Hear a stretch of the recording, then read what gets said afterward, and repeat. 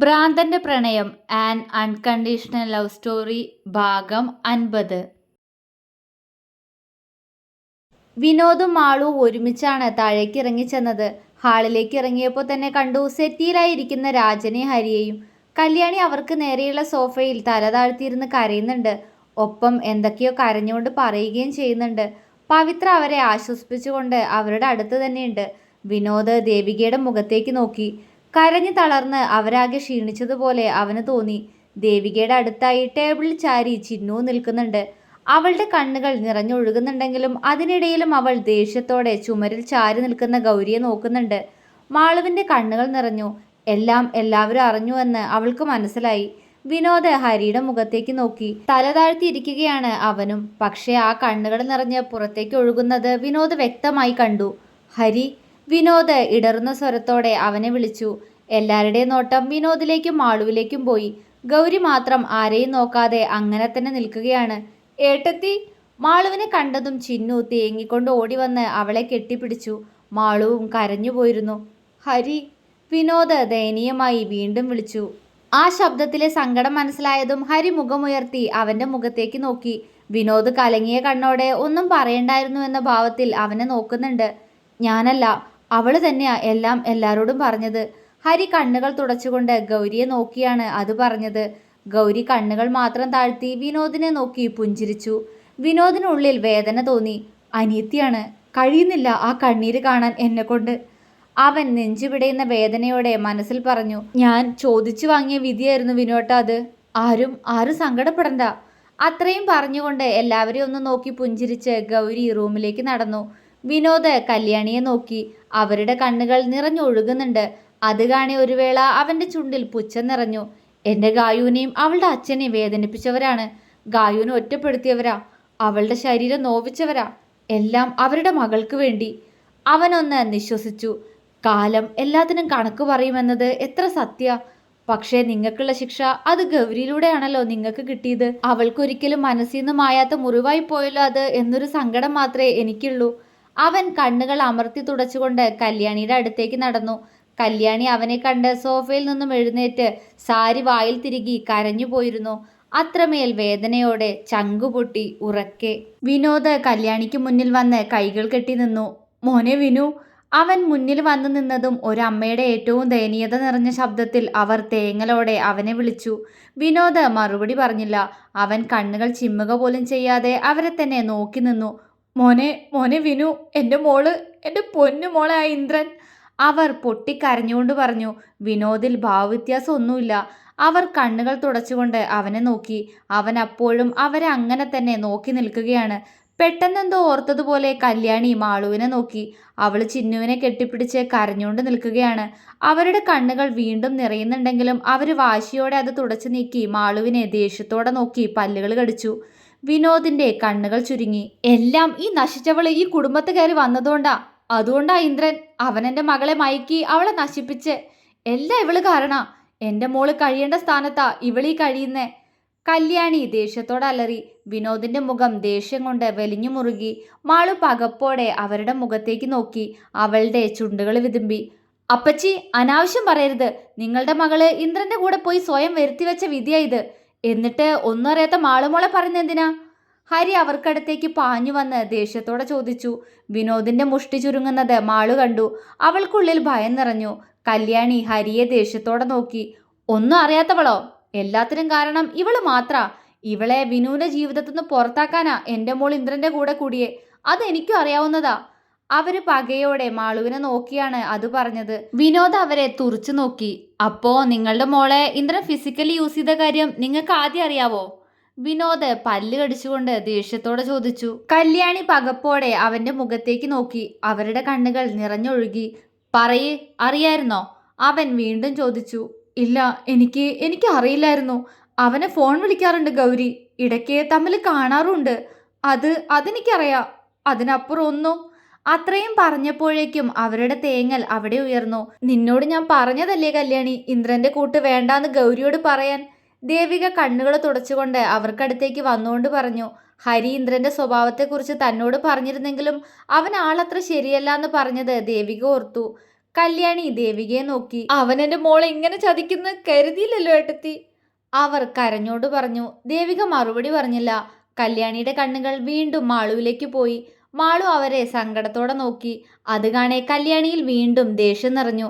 എന്താ അവളുടെ അഭിനയം? നശിച്ചവള്. ചോദിച്ചു നോക്ക് വിനുമോനെ അവളോട്. ഇത്രയും കാലം ഇവളാ ഇന്ദ്രന്റെ വീട്ടിൽ തന്നെ ആയിരുന്നില്ലേ? അവന്റെ മുന്നിലും കിടന്നു കൊടുത്ത് കാണൂ ഇവള്. അടുത്ത ആളെ അവന് റെഡിയാക്കി കൊടുക്കാൻ വന്നതാവും ഇവള്.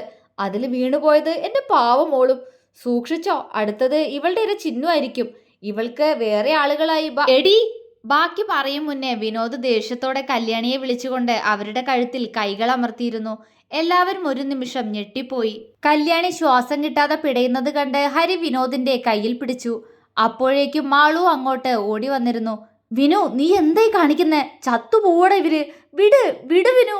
ഹരി അവന്റെ കൈകൾ പിടിച്ചു മാറ്റാൻ ശ്രമിച്ചു. പക്ഷെ വിനോദ് അപ്പോൾ മറ്റൊരവസ്ഥയിലായിരുന്നു. അത്രയും ദേഷ്യം അവനിൽ നിറഞ്ഞിരുന്നു. അവന്റെ കണ്ണുകൾ ചുവന്നു കലങ്ങിയിരുന്നു. ഞരമ്പുകൾ ഉയർന്നിരുന്നു. കല്യാണിയുടെ കണ്ണുകൾ മുകളിലേക്ക് മറിയുന്നത് കണ്ട് ഹരിയും രാജനും പവിത്രയും വെപ്രാളത്തോടെ അവനെ പിടിച്ചു മാറ്റാൻ ശ്രമിക്കുന്നുണ്ട്. ദേവികയും ചിന്നുവും അനങ്ങിയില്ല. അവരങ്ങനെ തന്നെ നിന്നുകൊണ്ട് ആ കാഴ്ച കണ്ടു. ഉണ്ണിയേട്ടാ വേണ്ട, മാളു പേടിയോടെ പറഞ്ഞു. അവന്റെ വെലിഞ്ഞു മുറുകിയ മുഖം കണ്ട് അവൾക്ക് അവന്റെ അടുത്തേക്ക് ചെല്ലാൻ പേടി തോന്നി. വിനോദ് ദേഷ്യത്തോടെ കല്യാണിയുടെ കഴുത്തിൽ പിടിച്ച് അങ്ങനെ തന്നെ പുറകിലേക്ക് തള്ളി.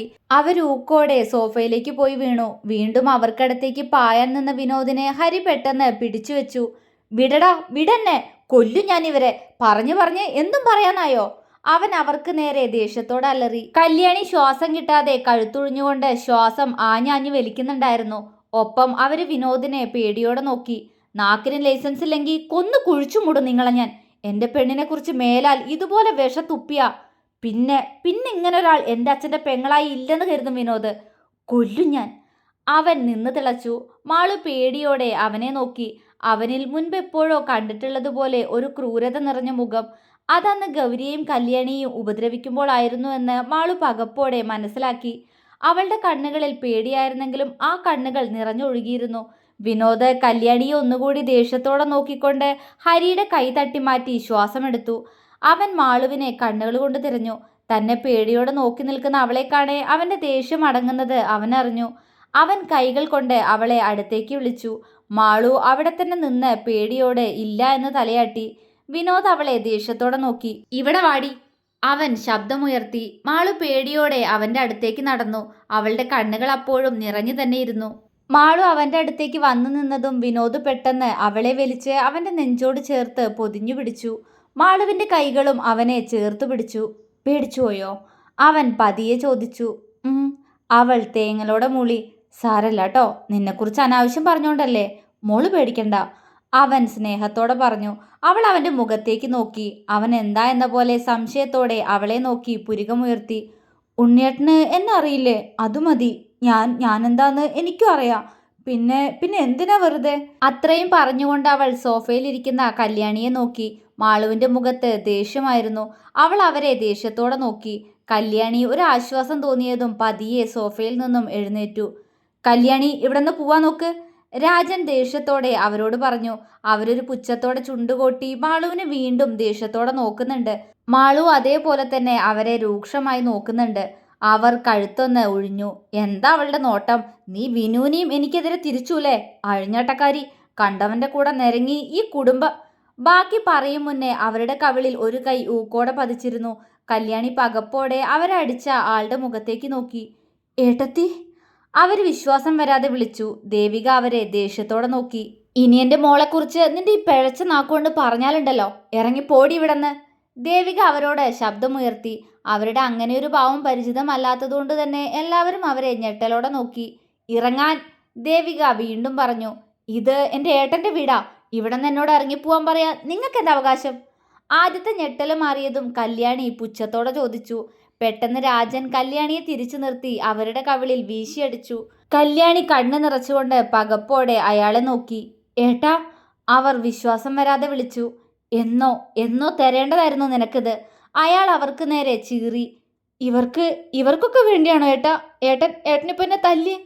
അപ്പോ എൻ്റെ മോളോട് ഏട്ടന് സ്നേഹല്ലേ? അവളുടെ ജീവിതം നശിപ്പിച്ചത് ഇവളാ. അവര് മാളുവിനെ നോക്കിക്കൊണ്ട് ദേഷ്യത്തോടെ അപ്പോഴും പറഞ്ഞു. നിങ്ങളുടെ മോൾക്ക് ഇങ്ങനൊരു അവസ്ഥ വരാൻ കാരണം നിങ്ങൾ മാത്ര. വിനോദിന്റെ ശബ്ദം അവിടെ ഉയർന്നു. കല്യാണി അവന്റെ മുഖത്തേക്ക് നോക്കി. എന്തെങ്ങനെ നോക്കുന്നേ? അല്ലാന്ന് പറയാൻ പറ്റുമോ നിങ്ങൾക്ക്? അവൻ പുച്ഛത്തോടെ ചോദിച്ചപ്പോൾ കല്യാണി ഒരു നിമിഷം ഉത്തരമില്ലാതെ നിന്നുപോയി. അതെ, നീ തന്നെ കല്യാണി നിന്റെ മോളെ ഇങ്ങനെ ആക്കിയേ. രാജനും അവരെ കുറ്റപ്പെടുത്തി. ഏട്ടാ, കല്യാണി കരഞ്ഞോണ്ട് വിളിച്ചു. അയാളുടെ കണ്ണുകൾ കലങ്ങിയിരുന്നു. ഇനിയൊന്നും പറയാനില്ലാത്തതുപോലെ അയാൾ അവരിൽ നിന്നും മുഖം തിരിച്ചു. കല്യാണി കരഞ്ഞുകൊണ്ട് ചുറ്റും നിൽക്കുന്ന എല്ലാവരെയും നോക്കി. നിങ്ങളാ ഗൗരിയെ ഇത്രയും ദുഷ്ടായിട്ട് വളർത്തിയെ. ഗായുനെ ദ്രോഹിക്കാൻ, അവളുടെ മനസ്സ് നോവിക്കാൻ, എല്ലാരോടും ഇതുപോലെ പെരുമാറാൻ, അങ്ങനെ എല്ലാം അവളെ പഠിപ്പിച്ചത് നിങ്ങൾ തന്നെയാ. വിനോദ് ദേഷ്യത്തോടെ പറഞ്ഞു. മോനെ, കല്യാണി ഇടർച്ചയോടെ വിളിച്ചു. അവൻ മാളുവിനെ അവനിൽ നിന്നും അകറ്റി നിർത്തി കല്യാണിയുടെ അടുത്തേക്ക് നടന്നു. എന്നെ സ്വന്താക്കാൻ വേണ്ടി മോള് ഉപദേശിച്ചതൊക്കെ മറന്നുപോയോ അപ്പച്ചി? അവനൊരു താളത്തിൽ അവരെ വിളിച്ചു. അവരുടെ തല താഴ്ന്നുപോയി. വേണ്ട, ഇനി നിങ്ങൾ എന്തിനു തല താഴ്ത്തണം? എല്ലാം കഴിഞ്ഞില്ലേ? സ്വത്തിനു വേണ്ടി എന്നെ വിവാഹം കഴിക്കാൻ പറഞ്ഞ് അവൾ ഇങ്ങനെ ആക്കിയത് നിങ്ങളാ. അതേ സ്വത്തുക്കൾക്ക് വേണ്ടി ഇന്ദ്രനുമായിട്ട് അവൾ കൂട്ടുകൂടിയതും നിങ്ങളുടെ അറിവോടെ. അവൻ ദേഷ്യത്തോടെ പറഞ്ഞപ്പോൾ അവരവന്റെ മുഖത്തേക്ക് നോക്കി. എല്ലാം അറിഞ്ഞു ഞാൻ, അവൻ പറഞ്ഞു. അവരുടെ കണ്ണുകളിൽ വേദന. അത് കണ്ട് വിനോദ് പുച്ഛിച്ചു. ഇപ്പൊ എന്തിനാ ഈ വേദന? എന്റെ ഗായുനെ ദ്രോഹിച്ചപ്പോ, അവളുടെ അച്ഛന്റെ മനസ്സ് വേദനിപ്പിച്ചപ്പോ തോന്നാത്ത എന്ത് വേദനയാ നിങ്ങൾക്കിപ്പോ? അവൻ ചുണ്ടുകൊട്ടി. മോനെ, അവർ ഇടർച്ചയോടെ വിളിച്ചു. എന്റെ ഗായുന് നിങ്ങളെ ഒരുപാട് ഇഷ്ടമായിരുന്നു. നിങ്ങൾ അവളോട് ചെറിയമ്മന്ന് വിളിച്ചാൽ മതി എന്ന് പറഞ്ഞിരുന്നെങ്കിലും അവളുടെ ഉള്ളില് നിങ്ങൾക്ക് അമ്മയുടെ സ്ഥാനം തന്നെയായിരുന്നു. അവൻ കലങ്ങിയ കണ്ണോടെ പറഞ്ഞപ്പോൾ കല്യാണിയുടെ മനസ്സിൽ ഗായത്രിയുടെ മുഖം തെളിഞ്ഞു വന്നു. അവര് മാളുവിന്റെ മുഖത്തേക്ക് നോക്കി. എന്തുകൊണ്ടോ അവരുടെ കണ്ണുകൾ നിറഞ്ഞൊഴുകാൻ തുടങ്ങിയിരുന്നു. കരേണ്ട അപ്പച്ചി, നിങ്ങൾ അവളെ അടിച്ചിട്ട് പോലും അവൾ നിങ്ങളെ വെറുത്തിരുന്നില്ല. ഗൗരിയെ അവൾക്ക് നല്ല ഇഷ്ടമായിരുന്നു. എന്നിട്ടും അവരെ പോലും തമ്മിലകറ്റി. അവസാനം എൻ്റെ ഗായു ഈ ഭൂമിയിൽ നിന്ന് തന്നെ പോയി. എന്നിട്ടും തീരാത്ത എന്തു പകയാ നിങ്ങൾക്ക് എൻ്റെ ഗായുവിനോടുണ്ടായിരുന്നേ? വിനോദിന്റെ ശബ്ദം ഇടറി തുടങ്ങിയിരുന്നു. എല്ലാവരുടെയും കണ്ണുകൾ ഒരുപോലെ നിറഞ്ഞു. വിനു, ഹരി പെട്ടെന്ന് അവനെ ചേർത്തു പിടിച്ചു. വിനോദ് അവനെ നോക്കിയൊന്ന് പുഞ്ചിരിച്ചു. ഇല്ലടാ, ഒന്നുമില്ല, എല്ലാം ഇപ്പോഴെങ്കിലും പറയണമെന്ന് തോന്നി. അവൻ പറഞ്ഞുകൊണ്ട് അവന്റെ കണ്ണുകൾ അമർത്തി തുടച്ചു.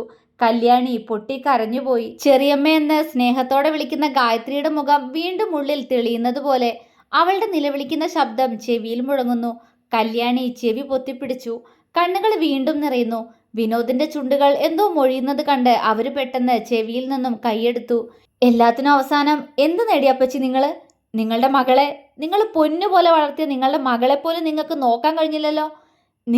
നിങ്ങളൊരു നല്ല അമ്മയായിരുന്നില്ല, ഒരു നല്ല അനിയത്തിയായിരുന്നില്ല, ഒരു നല്ല ഭാര്യയായിരുന്നില്ല. അവൻ കലങ്ങിയ കണ്ണോടെ പറഞ്ഞു നിർത്തി. കല്യാണി പൊട്ടിക്കരഞ്ഞുകൊണ്ട് മുഖം പൊത്തിപ്പിടിച്ചു. അതെ, ഞാൻ എന്ത് നേടി? എൻ്റെ മോള്, അവളുടെ ജീവിതം. അവർ തേങ്ങിക്കൊണ്ടിരുന്നു. പെട്ടെന്ന് ഗായത്രിയുടെയും ഗൗരിയുടെയും അവരുടെ അച്ഛൻ്റെയും മുഖം മാറി മാറി അവർക്കുള്ളിൽ നിറഞ്ഞു വന്നു. കണ്ണുകൾ ഇറുക്കിയടച്ചു കല്യാണി, എൻ്റെ മോളെ വിഷമിപ്പിക്കല്ലേ?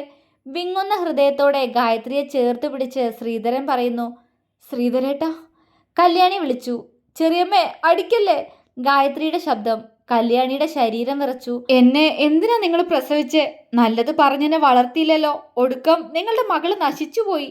അല്പം മുൻപ് ഗൗരി പറഞ്ഞ വാക്കുകൾ കൂടെ ചുറ്റും എല്ലാവരും തന്നെ കുറ്റപ്പെടുത്തുന്നു.